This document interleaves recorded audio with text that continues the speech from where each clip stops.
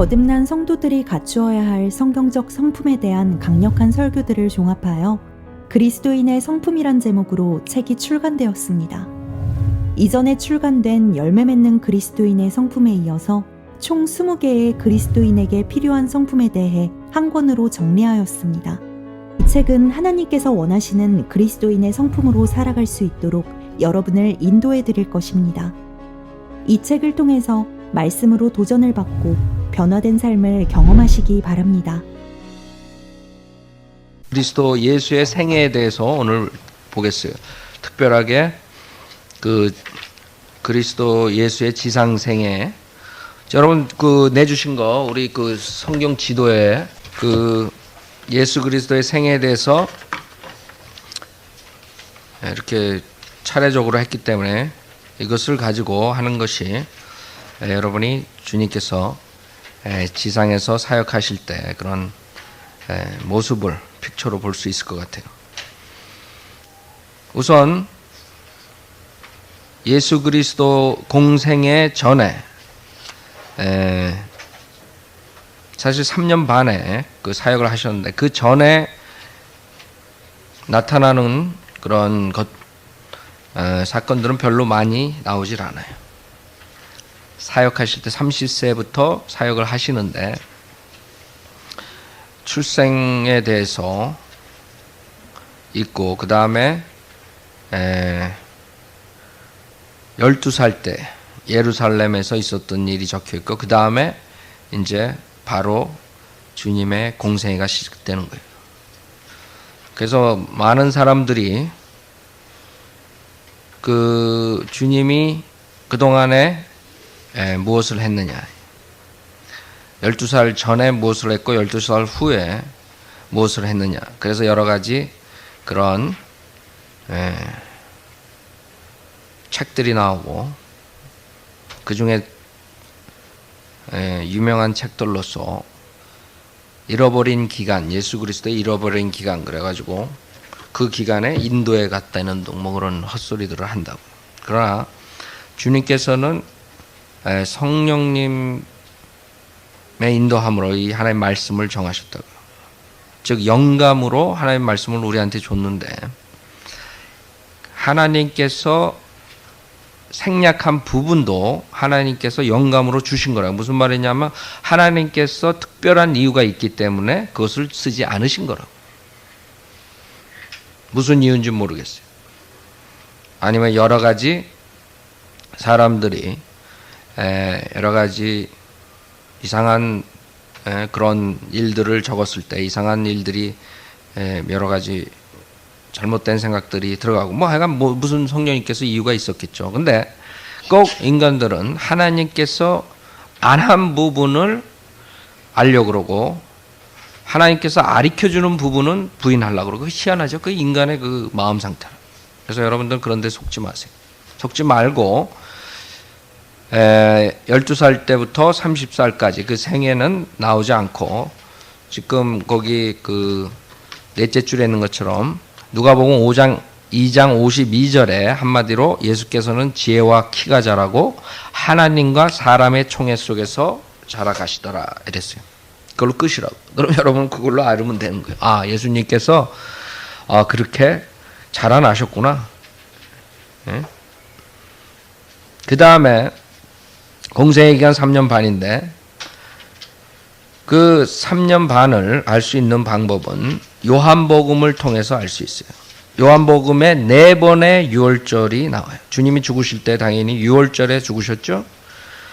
그래서 요한복음 2장 13절 첫 번째 유월절 거기다 적어놓으세요. 첫 번째 유월절.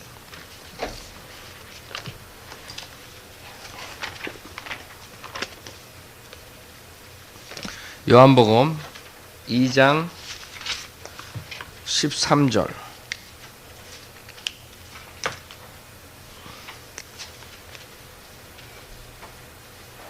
first 그렇게 적어놨어요.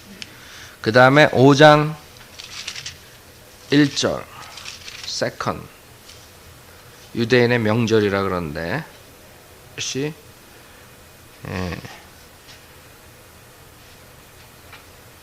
세컨이고 그 다음에 6장 3절.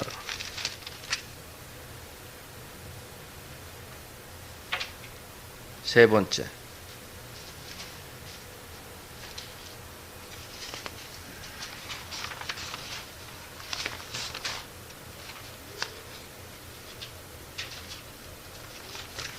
자, 그 다음에 11장 맨 뒤에 55절.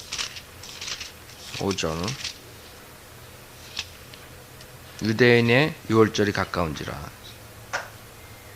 네 번째.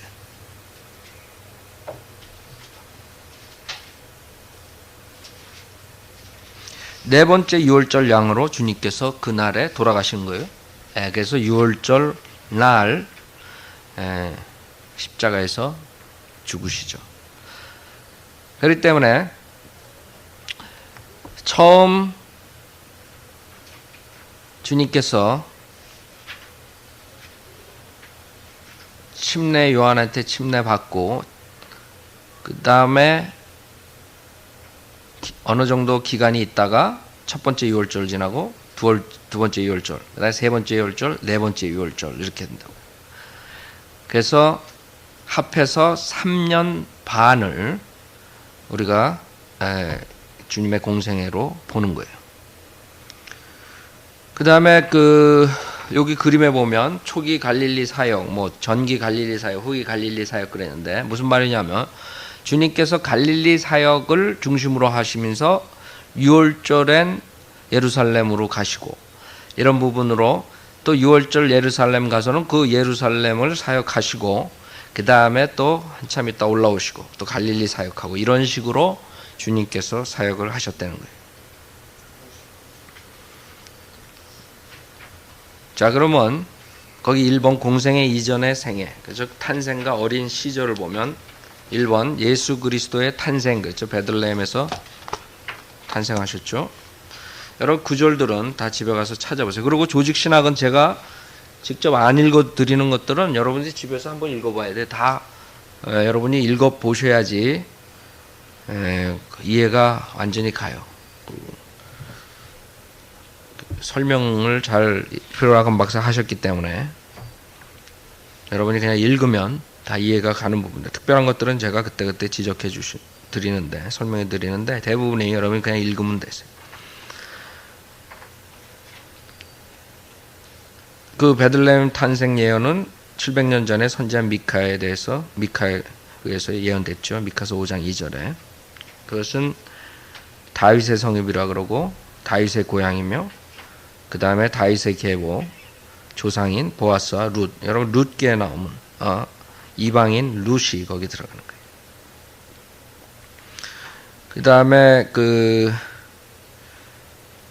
마태복음과 누가복음의 탄생 기사는 약간의 차이를 보이는데 이 둘을 시간 순서로 조합하면 다음과 같다. 즉 예수님께서 탄생하셨을 때 들에서는 천사들이 목자들에게 소식을 전했고 그들은 마국간으로 달려간다. 그 목자들은 바로 탄생할 때 마국간에 가서 탄생한 예수 그리스도를 보죠. 누가복음 2장에서. 그러나 그 현자들 동방의 현명한 자들은 이때 동방에서는 별이 나타났고 현자들은 그 별을 따라 2년 미만의 긴 여행을 한다 그랬어요. 그래서 동쪽에서 오는데 2년 동안 여행을 해가지고 왔을 때 예루살렘에 도착했을 때 그만큼 시간이 걸렸어요. 그래서 헤롯이 죽일 때 2살 미만의 아이들을 죽이라고 명령한 거라고. 그거는 우리 마태복음 공부하면서 여러분에게 말씀드렸죠. 그 현자들이 왔을 때 예수 그리스도는 베이비가 아니었다 그랬어요. 그 다음에는 마태복음 2장 13절 이집트로 피난을 가요. 왜? 헤롯이 죽이려고 했기 때문에. 그 다음에 이집트로 피난을 갔다가 다시 유대 땅으로 돌아오려 했으나 그의 아들이 더 잔인한 아들이 통참으로 갈릴리 나사렛으로 가서 거기에서 이제 거주하신 거예요. 나사렛 예수 그러죠, 여러분들이. 나사렛 예수. 그다음에 나사렛의 어린 시절 그 관련 구절들은 찾아보세요. 자, 그래서 예수님은 나사렛 사람으로 자라나신 거예요. 자, 여러분 그 그림 한번 보세요. 자, 나사렛에서 1번 보죠? 그림. 자, 나사렛에서 어디로 와요? 베다바라로 오는 거예요. 베다바라가 요단강 건너편에 주님께서 침례를 받는 곳이에요. 요한복음 1장 28절 보세요. 요한복음 1장 28절.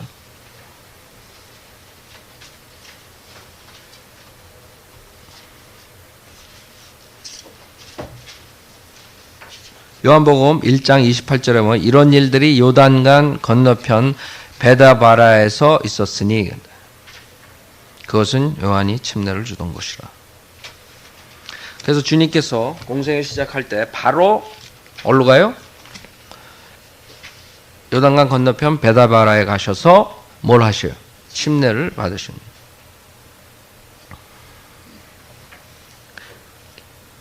그 다음에 두 번째가 베다바라에서 어디로 가요? 네, 광야로 가요. 그게 이제 시내 광야로 우리가 보고 있어요. 네, 시내 산에서 엘리야도 그렇고 모세도 그렇고 40일 금식 40일 동안 있죠. 네, 주님께서도 마찬가지.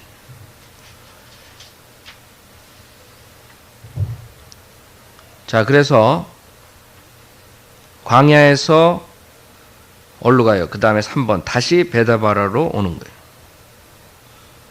거기에서 안드레아 시몬을 만나고 그 다음에 네 번째 카나로 가는 거예요. 카나에서 뭐를 하세요? 첫 번째 기적을 행하시는 거예요. 물로 포도주를 만드시는 거예요. 카나에 가셔서. 그 다음에 카나에서 어디로 가요? 다섯 번째 가퍼나움으로 가는 거예요. 그래가지고 이제 그 초기 그 사역 갈릴리 사역이 거기서 이루어지고 그 다음에 가퍼나움에서 유월절이 가까워지면서 이제 첫 번째 유월절인 예루살렘으로 가시는 거예요. 요한복음 2장 12절 아셨죠? 그래서 6번이라고 그게 거기 가가지고 예루살렘에서 초기 이제 유대 사역이 되는 거죠. 첫 번째 성전을 깨끗게 하세요. 요한복음 2장 14절부터 22절에 나오는 거죠. 그 다음에 성전 깨끗이 하시는 건 그 맨 마지막에도 또 한 번 나온다. 그렇죠? 여기서는 처음 성전 깨끗해 하시는 것을 말씀하시는 거고. 그 다음에 두 번째 니코데모를 만나요. 요한복음 3장. 그 다음엔 침례를 주시고 이적들을 행하시고. 그 다음에 사마리아를 통해 갈릴리로 올라가시는 거예요. 다시 7번이 되는 거죠. 그 다음에 수칼 성읍에서 여인을 7번에서 예루살렘에서 올라가시다가 수칼 성읍에서 여인을 만나는 거예요. 요한복음 4장 5절 그 다음에 39절 사마리아 여인 여러분 아시죠? 그 다음에 거기가 수칼 근처에 야곱의 우물이 있는 세켐이 있는 것이에요. 그래서 사마리아 여인을 만나서 주님께서 영과 진리로 예배를 드리라고 말씀하시죠. 그 다음에 올라가시면서 다시 갈릴리아로 오시는 거예요.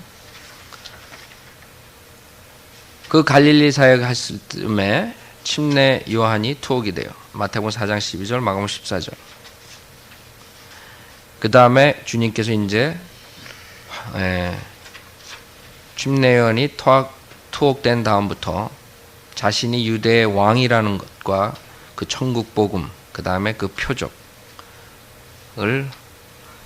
실행하시는데 그 카나에 가셔서 귀족의 아들의 병을 고치신 거예요. 그게 이제 8번이라고요. 수칼에서 카나로 올라가는 거예요.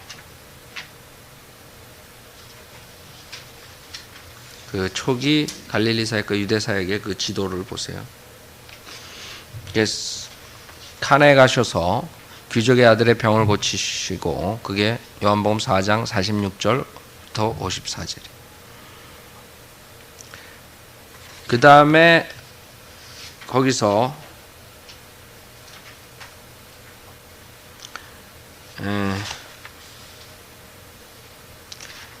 안식일에 회당에서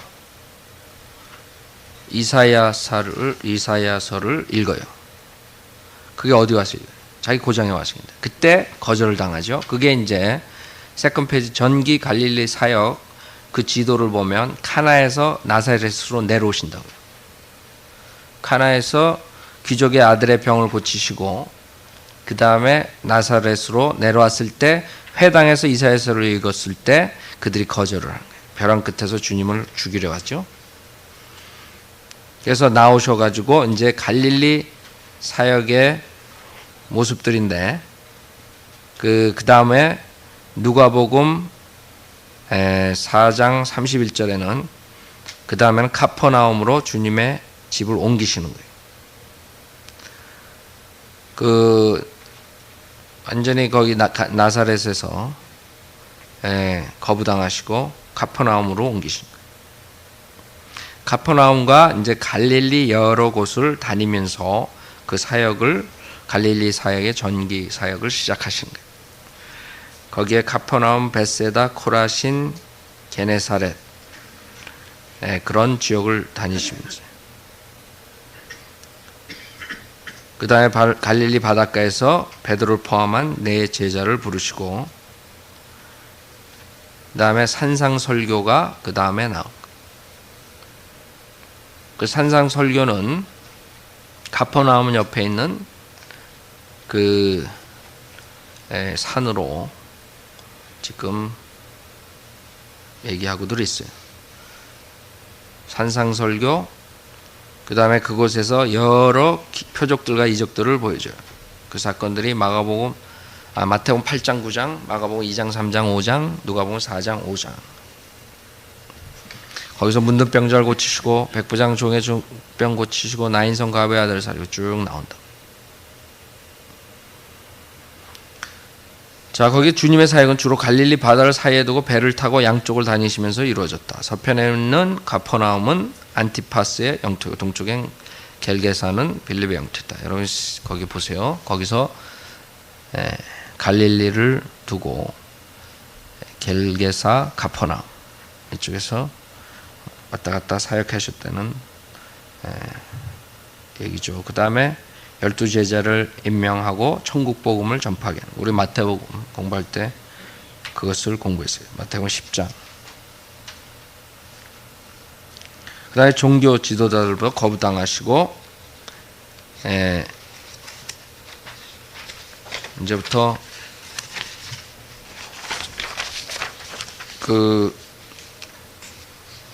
적극적으로 그런 대적하는 자들이 나오죠. 그 다음에 그 중에 중요한 사건이 벳세다 근처에서 5,000명을 먹으시는 사건이 나온 거예요.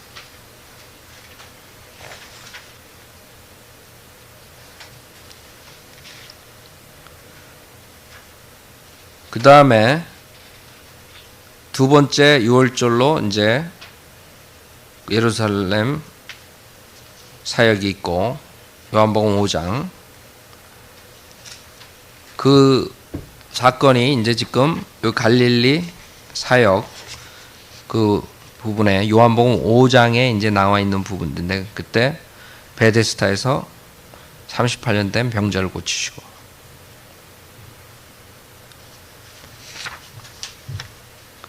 그 다음에 5,000명이 먹은 사건은 세 번째 6월절 얼마 전에 있게 되는 거예요. 무슨 말이냐면 지금 두 번째하고 세 번째 그 중간에 있는데 세 번째 6월절 후가 이제 후기 갈릴리 사역이 되는 거예요. 세 번째 6월 그 5번에 나오는 후기 갈릴리 사역이 세 번째 6월절 후가 되는 거예요. 그래서 그 두 번째 6월절, 세 번째 6월절 그 다음에 그 중간에 있는 사건들이 지금 5번 후에 나오는 기록된 것들이에요. 자, 거기서 예루살렘에 가셨다가 주님께서는 어디로 가냐면 투로와 시돈 지방으로 가요. 여러분 거기 후기 갈릴리 사역을 보면 저 서쪽에 맨 왼쪽에 위에 거기서부터 줄이 쭉 내려온다고. 그걸 1이라고 적으세요. 1. 거기가 투로 시돈에서 내려오시는 거예요. 즉 그 앞장에 보면 전기 갈릴리 사역에서 벳세다에서 주님께서 투로 시돈 쪽으로 올라간단 말이에요. 그렇죠?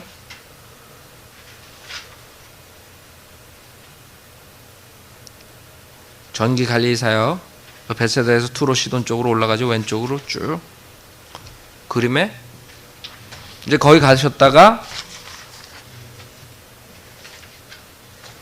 후기 갈릴리 사역을 하실 때 자 5번 보세요. 그럼 후기 갈릴리 사역 그래가지고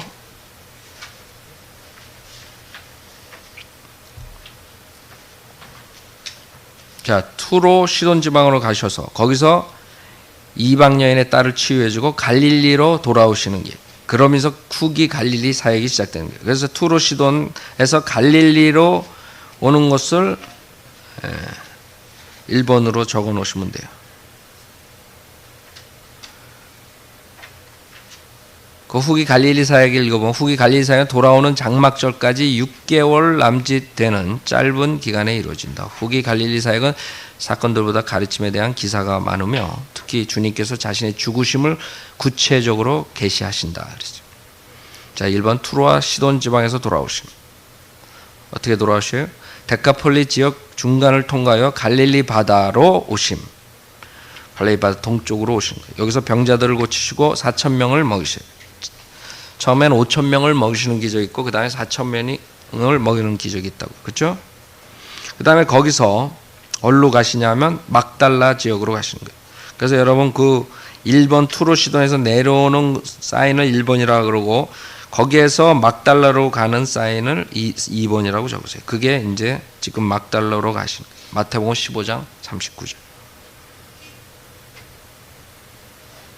마가복음에서 달마누다 지역이라 그래요. 마가복음 8장 10절 거기 가로하고 달마누다라고 써 있죠.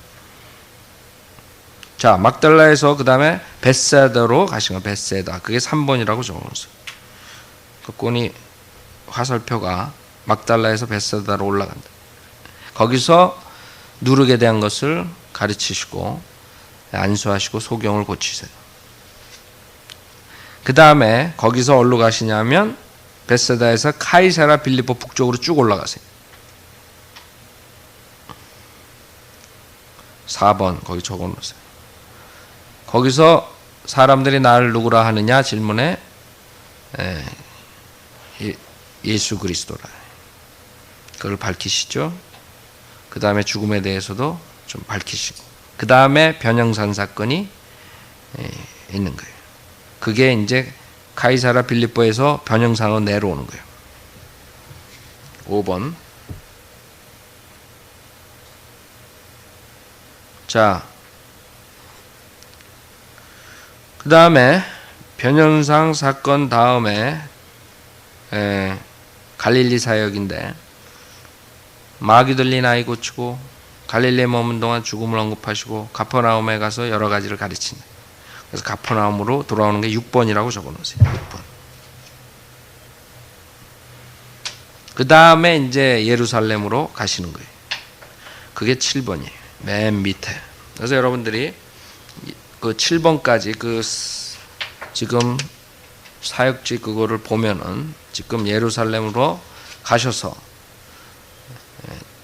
가시는 도중 70인의 제자를 파송하신 누가복음 10장 사건이 있고 그 다음에 마지막 예루살렘 유대 사역이 되는 거예요. 주님이 죽으시기 전에.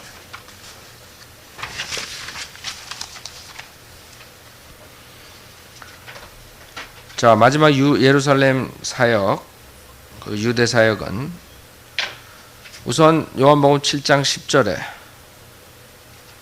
한번 보세요. 요한복음 7장 10절. 거기 자기 아우들이 아직까지 주를 믿지 않아요.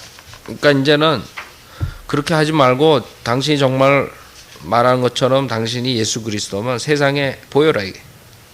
그랬더니 너희들 먼저 내려가. 나 때가 이르지 않았다. 그러면서 몰래 내려가신 장면이라고. 그렇죠? 요한복음 7장 1절부터 보면 이 일들 후에 예수께서 갈릴리에서 다니시고 유대에서 다니시기를 원치 아니하시니 이는 유대인들이 그를 죽이려고 했기 때문이라. 그때 유대인의 명절인 장막절이 가까웠으므로 주의 형제들이 말하기를 여기를 떠나서 유대로 가소서. 그리하여 당신의 제자들도 당신이 행하시는 일들을 보게 하소서. 자신이 드러나게 알려지기를 바라면서 비밀리에 무엇을 행하는 사람은 아무도 없으니 이런 일들을 하실 바에는 자신을 세상에 나타내 보이소서라고 하더라. 이는 주의 형제들까지도 주를 믿지 아니함이더라.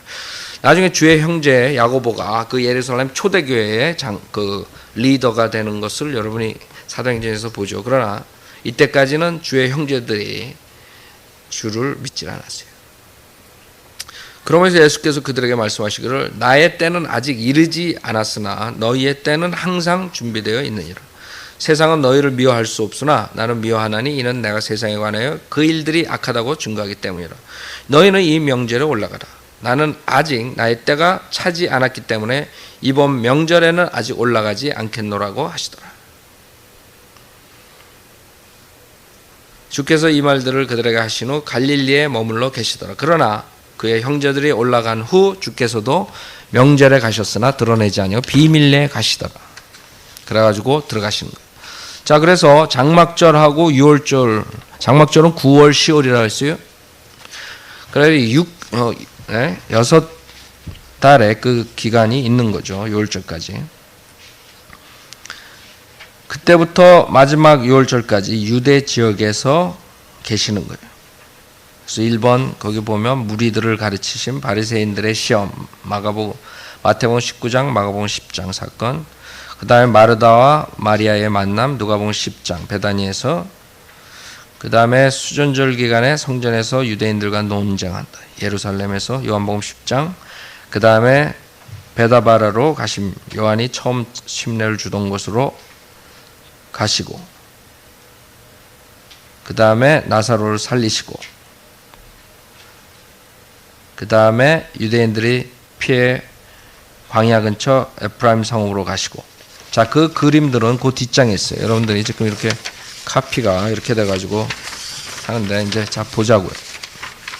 주님께서 1번 내려가신다고 장막절에 예루살렘으로, 그렇죠? 1번 쓰세요. 거기 써 있죠. 1번. 그 다음에 베다니로 가시는 거예요. 거기서 2번.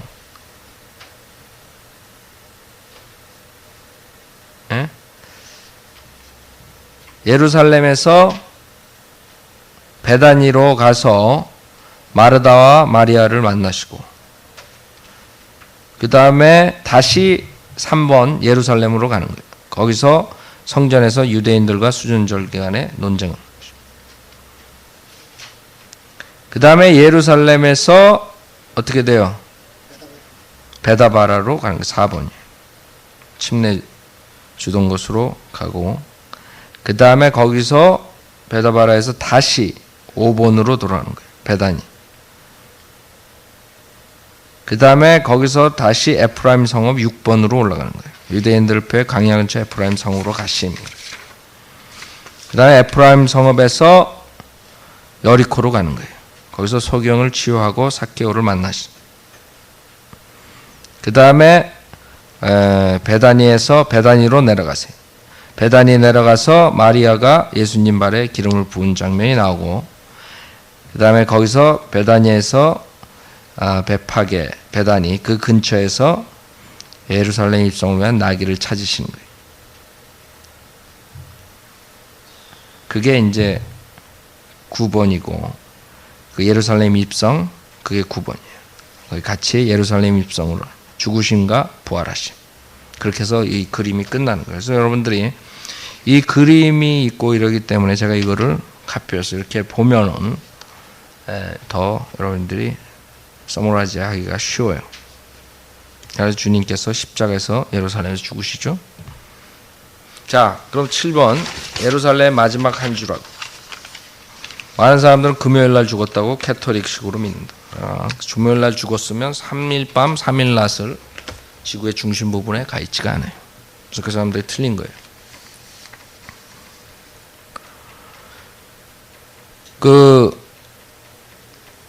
예루살렘에서의 마지막 한 주간을 얘기하는데 첫째 날이 일요일이죠.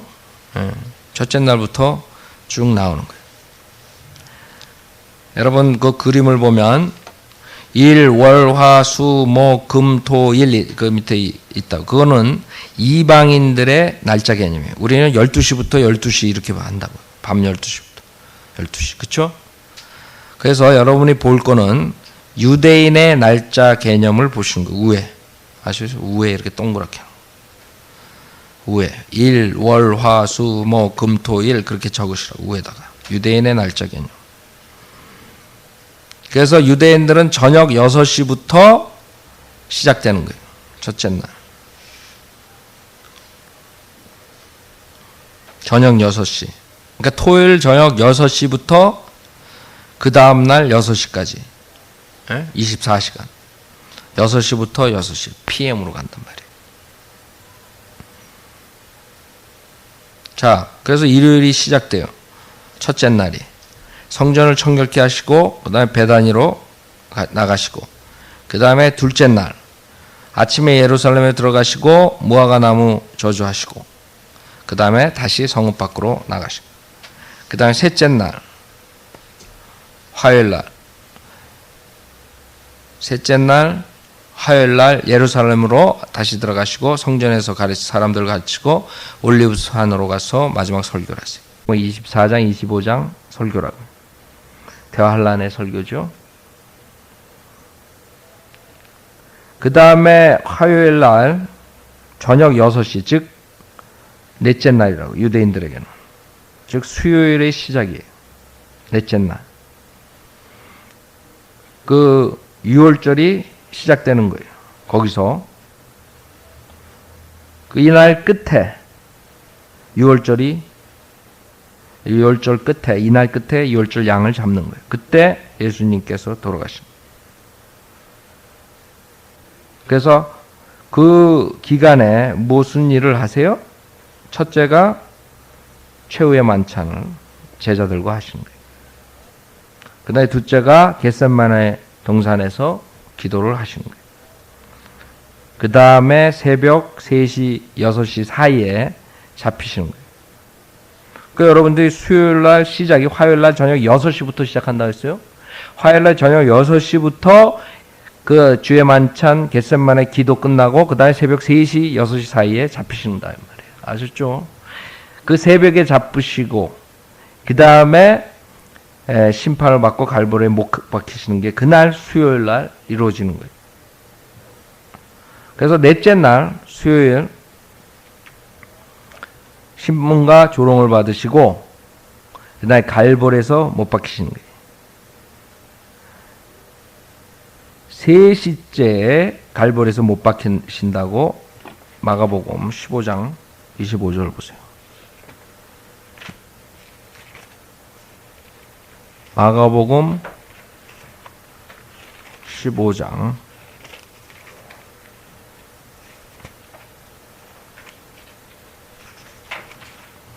마가복음 15장 25절.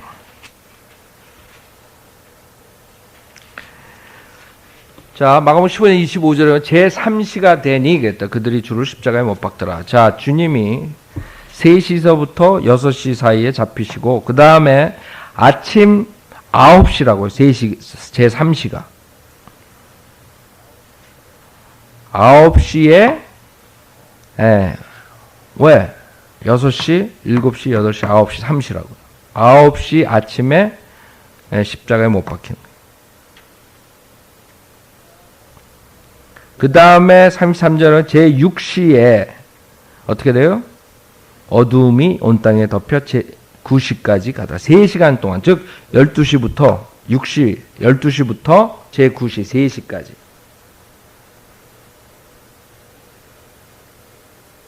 저 눈부터 3pm이에요. 그 다음에 제9시에 돌아가시는 거예요. 34절. 그게 오후 3시란 말이에요. 그 주님께서 그 3시간을 어두움으로 만드셨어요. 비참한 시간이로 주님께서 예수님을 하나님 자신 아들을 교절 끊어버렸다. 그렇죠? 제9시에 예수께서 큰 음성으로 소리지르며 말씀하시기를 엘로이 엘레이 라마 사박타니 하시니, 해석하면 나의 하나님 나의 하나님 어찌하여 나를 버리셨나이까 이더라. 그 다음에 숨을 거두시고 그 다음에 저녁에 그날 저녁에 무덤에 들어가시는 거죠. 자, 그래서 이 그림을 이제 여러분들이 보시면, 자, 6월절 양 잡는 시간 12시부터 3시, 그 다음에 3시부터 6시, 6시에 무덤에 안치, 그러면서 목요일 날이 시작되는 거예요. 그렇죠? 자, 그러면 그 목요일, 여러분 이게 왜 중요하냐면, 많은 사람들이 금요일 날 죽었다는 게 어디서 나오냐면, 그 마가복음 지금 본 데에서 42장을 보세요. 42절 참, 15장 42절. 이미 저녁이 되었으며 그날은 안식일 전날인 예비일이었기에 그랬어요. 그래서 안식일이 토요일이니까 금요일이다 이렇게 생각한다. 그러나 이 사람들이 무지한 게, 그 안식일은 토요일만 안식일이 있는 게 아니라 무교일 첫날을 안식이라 그러는 거예요. 무교절 아세요? 성경에 뭐 6월절 그러면 무교절이 바로 나온다. 그 첫날이 큰 날이란 말이에요. 요한복음 19장 31절에서는 그것을 큰 날이라 그랬어요. 요한복음 19장 31절. 그래서 그냥 보통 토요일 안식일을 말하는 게 아닌데 그 사람들은 그렇게 하는 거예요. 그러니까 안식일 날 전날 죽었으니까 금요일 날 죽었다 이렇게 나오는 거예요. 그럼 3일 밤 3일 낮을 어디 땅속에 가실 수가 없어요. 그래서 성경을 무효화하는 거예요. 그 사람들이 하는 아이디어는, 이 사탄이 성경을 그렇게 신용을 떨어뜨린 거예요. 사람들. 성경은 그냥 대충 그렇게 되는 거지, 메시지가 맞는 거지, 하나님의 말씀이 중요한 게 아니라, 이렇게 성경 그 단어 하나가 중요한 게 아니다 이렇게 나오는 주장이 다 그런 데서 만들어진 거라고. 그 사람들이 주장하는 메시지라고. 메시지가 중요하지 뭐 단어 하나하나가 뭐가 중요해요. 그게 마귀의 수법이라고. 메시지가 중요한 게 아니라, 하나님께서 메시지를 알으라 그런 말 안 했어요. 그 말씀 한자 한자 우리가 두려움을 가지고 있어야 돼요. 요한복음 19장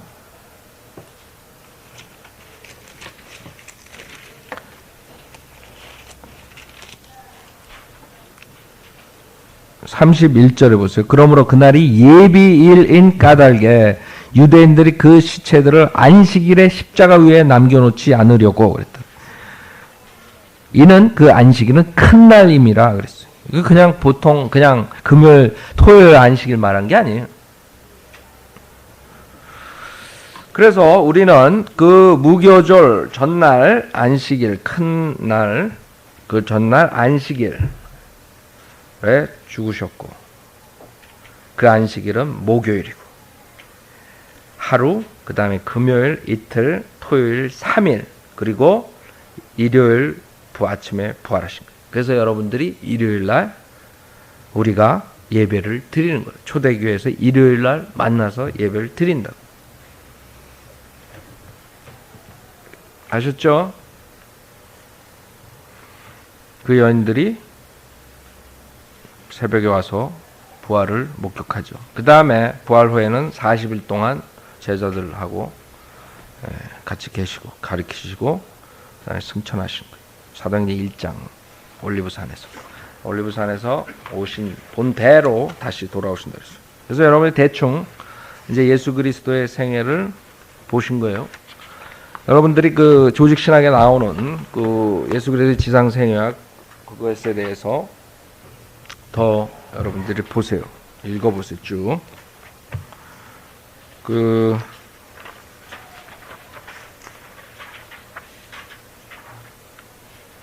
자, 그 다음에 그 2장의 두 번째 부분이 예수 그리스도의 기적들이에요. 사람들은 그 기적, 성경에 나오는 기적들을 믿질 않아요. 그렇죠? 예. 32페이지 보면 32페이지 두 번째 패러그래프에 자, 본래 얘기로 돌아가서 말하자면 기적이라는 것은 하위의 법칙이 작용하는 세계에서 상위의 법칙이 행해지는 것이다. 무슨 말이야? 어떠한 그 보통 법칙인데 그 위에 하위, 더 높은 상위의 법칙이 있다. 우리가 일어나고 있는 이 세상에 일어나는 것들은 보통 하위의 법칙이에요.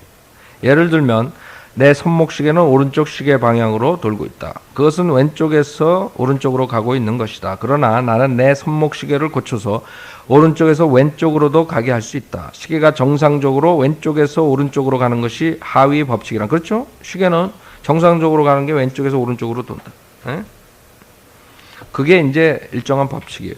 근데 내가 시계의 하위 법칙에 개입함으로 왼쪽에서 오른쪽으로 가는 것을 오른쪽에서 왼쪽으로 가게 할 수 있는 것이죠. 그렇죠? 우리가 거꾸로 돌릴 수가 있는 거예요. 그것은 이 시계를 만든 사람이, 즉 이 시계를 디자인하고 부품을 조립한 사람은 이 시계의 부품 하나를 조절함으로 이 세상에서는 시계가 왼쪽에서 오른쪽으로 간다는 지극히 정상적인 법칙, 즉 자연의 법칙, 하위 법칙 대신 이 세상에서는 일어나지 않지만 상위 법칙에서는 존재할 수 있는 현상을 연출할 수 있는 것이다. 그 시계를 만든 사람은 거꾸로도 할 수 있다. 이게 한마디로 말해서. 자, 이것 하나, 이만한 것은 국민학생도 이해할 수 있는 것이다. 그런데 어째서 어떤 사람들은 우주를 창조하신 분께서 자연 법칙인 하위 법칙과 다른 상위 법칙을 이 세상에서 행하실 수 없다고 생각합니다. 좀 더 쉬운 말로 표현하자면 여호수아의 시대에 태양이 멈춰서 해가 한나절 동안이나 떠 있었던 적이 있었는데 전 우주를 디자인하고 설계하시고 창조하신 분께서 하위 법칙이 적용되는 세상에 자신이 의미로 상위 법칙을 행하시는 것이 불가능하다는 것인가? 그래서 주님께서는 실질적으로 기적을 행하셨어요. 주님께서는 그 기적을 그냥 자랑하고 싶어서가 아니라 그 33페이지 맨 위에 보면 그분께서는 단지 자랑하고 싶어서 혹은 자기 자신이 즐기기 위해서 기적을 행하신 것이 아니라 기적을 통해서 자신이 신성을 입증하심으로 사람들이 자신의 메시지와 인격과 그 자신의 하나님 되심을 믿게 하기 위해서 기적을 행하신 것입니다.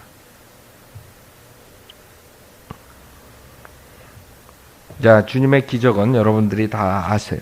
그래서 여러분들이 그것은 읽어보시고 주님의 기적에 대해서 우리가 또 나오는데 지금 조금만 더 보고 페이지 221페이지 보세요. 예수 그리스도의 기적들에 대해서 예수 그리스도의 기적들 220페이지 221 페이지 220페이지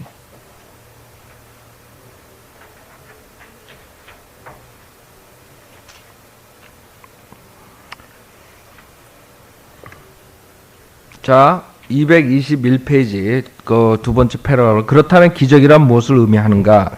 아까 말한 것하고 똑같아요. 간단히 정의를 내려보자면 기적은 더 높은 법칙에 의해 낮은 법칙이 대체되는 것을 말하며 이때 높은 법칙이란 지구상의 물리적 법칙을 초월하는 하나님의 법을 말한다. 예를 들면 사과는 중력의 법칙에 따라 아래로 떨어진다. 그런데 이 사과가 위로 떨어진다면 이것은 기적인 것이다. 이것은 중력의 법칙을 초월하고 변경시킬 수 있는 하나님의 능력인 것이다. 그런데도 오늘날 교육을 받았으며 과학적인 사고로 무장했다고 자랑하는 사람들이 비행기가 이륙하는 현상조차도 이해하지 못하는 소경을 인도하는 소경들임이 밝혀지고 있으니 아연질색하지 않을 수 없다. 공기의 흐름과 유체 역학에 대해 온갖 이론을 알고 있으며 깃털 프로펠러 안정된 상황, 진공 상향 운동 등에 관해 들먹거리는 자들이 중력의 법칙에 저항하는 더 높은 법칙이 비행기가 이륙할 때 적용된다는 사실은 어째서 생각을 못하는 것인가? 그런데 이 세 법칙은 하나님을 이해할 만한 지적 능력도 갖추지 못한 죄인들의 손에 의해 작동하는 것이다. 자신의 창조주를 이해하지도 못하고 존중할 만한 지적 능력도 갖추지 못한 피조물이 더 높은 법칙을 가지고 그 중력을 저항할 수 있다면 하나님께서 그런 법칙을 적용하시는 것은 누워서 식은 죽 먹기가 아니겠는가. 학자들은 기적은 자연 안에서 인정된 그 어떤 작용에도 해당되지 않는 자연의 효력이며 그것은 사람의 행위가 아니라 초인간적인 능력을 암시하는 것으로 그러한 초능력의 표적 혹은 증거라고 말한다. 즉 비행기가 뜨는 것은 기적이라고, 그렇죠? 내려가야 된다고. 인간들이 그걸 할 수 있는데 주님께서는 못하겠느냐 이거예요. 자, 222페이지 위에 보면 예수님의 기적들이 그 어떤 기적들과도 다른 독특한 것이었다는 사실은 분명하다. 이 기적들은 그분의 신성을 입증하기 위해 행해졌고 그분의 메시지가 사실임을 보여주시기 위함이었다. 따라서 그분의 신성을 공격하고 그분의 신뢰도를 떨어뜨리려는 자들은 기적들을 거부하고 믿지 않은 것이다. 자, 주님께서는 어떠한 그런 회의론자들, 회의주의자, 그 마음의 하시 제대로 되지 않은 사람, 암만 모든 기적을 보여줘도 꼬투리를 잡는 이런 사람도 있다, 그렇죠? 여러분 암만 가르쳐줘도 항상 꼬투리 잡아가지고 안 믿는 사람도 있어요. 복음도 그렇고 바이블 빌리버 교리도 그렇고 그런 사람들한테는 주님께서는 기적을 행하지 않는 거예요. 헤롯에게 표적을 보여달라고 했을 때 아무 관심도 없는 그자에게 주님은 보여주시지 않았어요. 자, 주님께서는 여러 가지 기적들을 했어요. 여러분들 그 바다를 조용하게 했죠. 엄청난 기적이라고요. 인간들로서 어떠한 거짓 목사들이 흉내도 낼 수가 없다고요. 무리를 걸으셨다고. 그 사람들이 주장하는 것은 223페이지 밑에서 그 중간 정도에 히브리서 13장 8절에 있는 그 구절을 말하는 거예요. 예수 그리스도는 어제나 오늘이나 영원토록 동일하시니라. 그렇기 때문에 지금도 우리를 사용해서 예수님의 기적을 볼 수 있다 당신들이. 그러고 속인다고. 그러면 무리를 걸어보라 이거예요. 그러면 바다를 잠잠하게 하라 이거예요. 그 사람들은 말로는 사람들을, 성경을 모르는 사람들을 속일 수는 있지만 성경을 아는 사람들은 속일 수 없어요. 그 다음에 예수 그리스도께서는 그 영적 사람들만 아니라 자연현상뿐만 아니라 그 다음에 영적인 마귀 존재들에게도 능력을 행하실 수 있어요. 마귀들도 주님께서 컨트롤하셨어요. 그 다음에 질병도 컨트롤하셨어요. 그 다음에 죽음도 주님께서 능력으로 살리셨어요. 그 다음에 물을 포도주로 만드시고 5,000명을 오병이어 기적이라고 그러죠. 그 5,000명을 모시고 무화과 나무를 저주하셔서 시들게 하고 물고기 입에서 동전이 나오게 하고 바다 위를 걸으시고 그 다음에 3일 동안 묻혀셨다가 부활하셨어요. 그런 어떤 은사주의자들이 흉내낼 수 없는 것들을 하신 거예요. 그 다음에 예수님의 기적은 즉각적인 결과를 가져온 거예요. 거짓 목사들처럼 뭐 믿음이 있고 없고 뭐 어쩌고 저쩌고 아니, 전체적이고 즉각적인 결과를 가져왔어요. 그 사람들의 믿음에 관여되는 게 아니에요.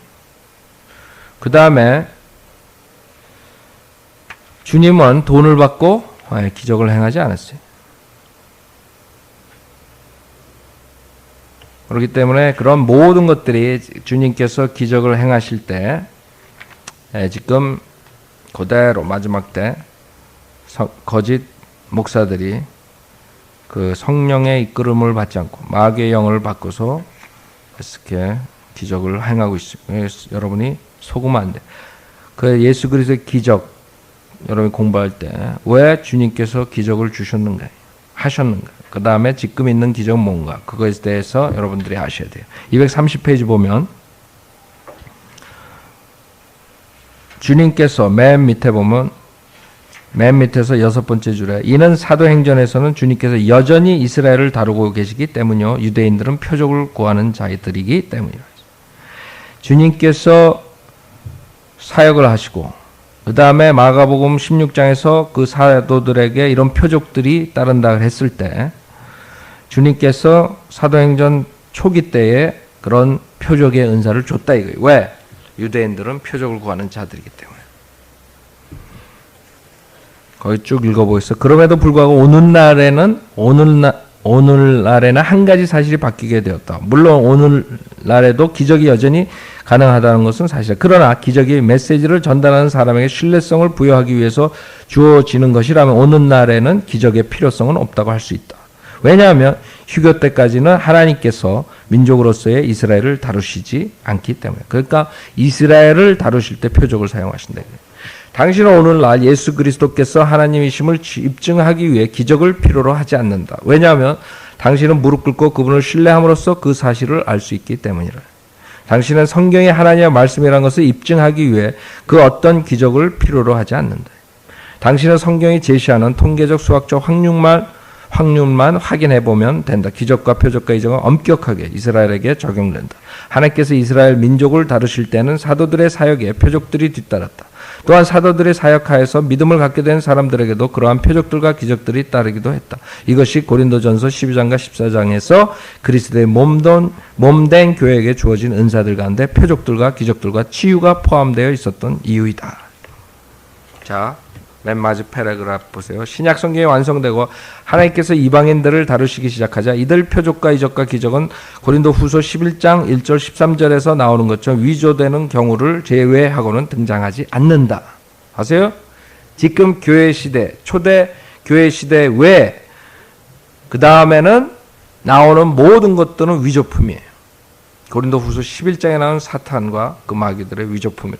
하나님께서 이스라엘 민족을 다시 다루시기 시작할 때까지는 대환란 때에는 이스라엘이 표적을 구할 것이다. 표적과 이적과 기적은 사도들과 더불어 사라졌다.